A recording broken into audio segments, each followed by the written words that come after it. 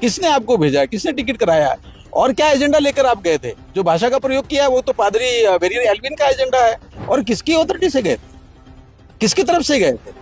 वहां जाके अपने आप को प्रस्तुत कर रहे हैं कि मेंबर ऑफ पार्लियामेंट, और आगे बोर्ड लगा हुआ अकादमिया का। अंग्रेजों की मानसिकता, डिवाइड एंड रूल की मानसिकता को लेकर चलने वाले लोग, और भारत को अलगाव और विखंडन की तरफ ले जाने वाले लोगों की मानसिकता से घिरकर मुझे लगता है राजकुमार रोत ने कुछ कहा है। आदिवासियों को रिप्रेजेंट नहीं करते, ये केवल ईसाइयत के एजेंडे को रिप्रेजेंट करते। बलश्याम स्कूल जो है जिसके अंदर एक टीचर जो है गणित के, उनके ट्रांसफर को लेकर जो है बच्चे लगातार प्रोटेस्ट कर रहे हैं क्योंकि वो चाहते हैं कि अच्छे टीचर वहां पर रहे। लेकिन इसके अलावा उलट में जो है एक जो टीचर वहां पर है उनके खिलाफ जो है बच्चों का ये कहना है कि अभद्र भाषा का प्रयोग करते हैं। और उसके अंदर बच्चियों का खासतौर से ये कहना है, जो सरकारी स्कूल की बच्चियां हैं उनका ये कहना है कि जब हम टॉयलेट ले जाती है तो हमको ये कहा जाता है कि बार बार टॉयलेट के लिए तो सील दूंगा। इस तरह की अभद्र भाषा का प्रयोग किया जाता है, इसलिए बच्चों में खासा जो है आक्रोश है। क्या कहेंगे आप इसको लेकर? डूंगरपुर का आपने उल्लेख किया, मुझे लगता है डूंगरपुर विगत दिनों में कुछ घटनाओं को लेकर, कुछ प्रवृत्तियों को लेकर, एक विचारधारा को लेकर एक नई दिशा में जा रहा है।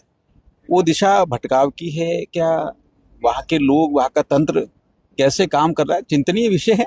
विगत दिनों भी ऐसा जानकारी में आया कि वहाँ एक राजनीतिक दल, बीएपी के लिए काम करने वाला एक शिक्षक जो टीईएफ का था, और उसने भी इस तरह की अभद्र व्यवहार भी किए हैं, उसके खिलाफ बहुत संगीन आरोप थे। मुझे लगता है विभाग को इसके तह में जाना चाहिए और पता करना चाहिए ऐसे क्या तंत्र वहाँ पर डेवलप हुआ है, और इस तरह का जो भी हुआ है निश्चित रूप से भर्त्सना करते हैं, और राजस्थान सरकार को आग्रह करेंगे कि इस तरह की चीज़ों के, इस तरह के लोगों के, उनके खिलाफ सख्त कार्रवाई करें। लेकिन आप ये समझिए कि माननीय राजस्थान की यशस्वी मुख्यमंत्री जी ने विगत दिनों शिक्षा के क्षेत्र में ऐतिहासिक उपलब्धियां अर्जित की हैं, नए शिक्षकों की भर्ती की है, और साथ ही साथ युवाओं को अलग अलग अन्य जितने भी सेवाएं उनमें भर्ती की है। तो सेवाएं तो सुधरी हैं, लेकिन इस तरह के तत्व जब पैदा होते हैं तो मुझे लगता है व्यवस्था को धूमिल करते हैं।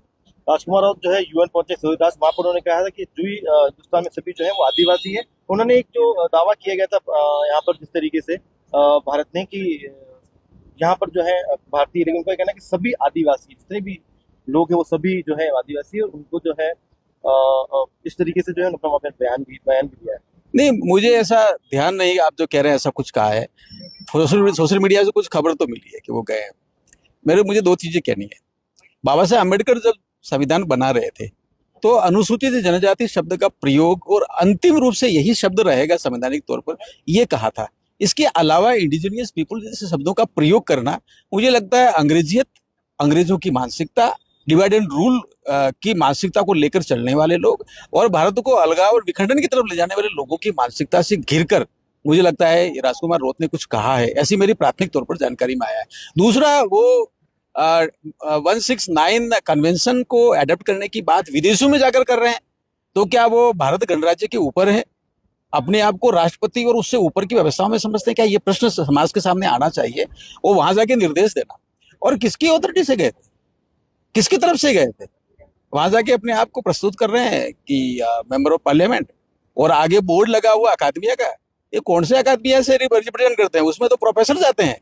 आप कहाँ से जाते हो, किसको लेकर जा रहे हो, किसने आपको भेजा, किसने टिकट कराया, और क्या एजेंडा लेकर आप गए थे? जो भाषा का प्रयोग किया वो तो पादरी वेरियर एल्विन का एजेंडा है।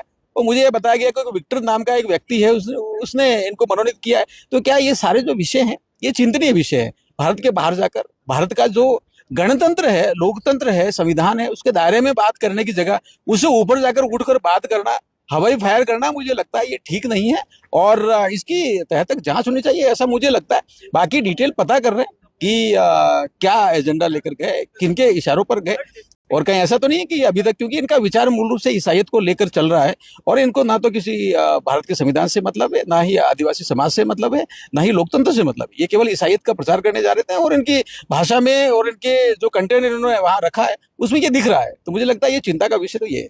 एक आखिरी सवाल है कि आज फिर जो है मानगढ़ में जो है 4 राज्यों से जो है आदिवासी इकट्ठा में फिर प्रदेश की मांग उठाई, और यहाँ की यूं ने बैठे हुए राजकुमार रोत ने फिर से जो है इस मांग को लेकर अपना बयान भी जो है दिया है। मुझे इसका पता नहीं कि मानगढ़ पर आज की तारीख में क्या हुआ, लेकिन मानगढ़ धाम का आंदोलन 1913 में जब हुआ था, और अंग्रेजों ने जो जघन्य नरसंहार किया था, वो इस बात को लेकर किया था कि भारत की स्वाधीनता को मांगने वाले लोग जो है वो वहां थे, और जो भील समाज है वो समृद्ध समाज के साथ मिलकर भारत के उसके लिए बात कर रहा था। और दिल्ली में हमारी कलम है, वो गीत गा रहे थे। तो मुझे लगता है भारत की स्वाधीनता का विषय था। लेकिन आज आप ये मत कहिए कि वहाँ आदिवासी इकट्ठे हुए थे, कुछ लोग हैं।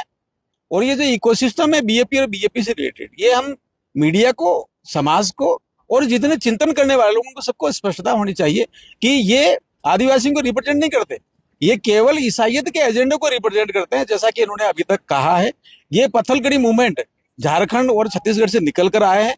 इनके बीच में अभी भी स्टैन स्वामी नाम का एक व्यक्ति जो पादरी था, उसके चेले चपाटे उसमें मिलकर घुल मिलकर के काम कर रहे हैं। तो इनका एजेंडा केवल ईसाइयत और ईसाइयत के आसपास है, जो विकास विरोधी है। क्योंकि आगे जाकर ये नक्सलवाद को सपोर्ट करते हुए नजर आते हैं।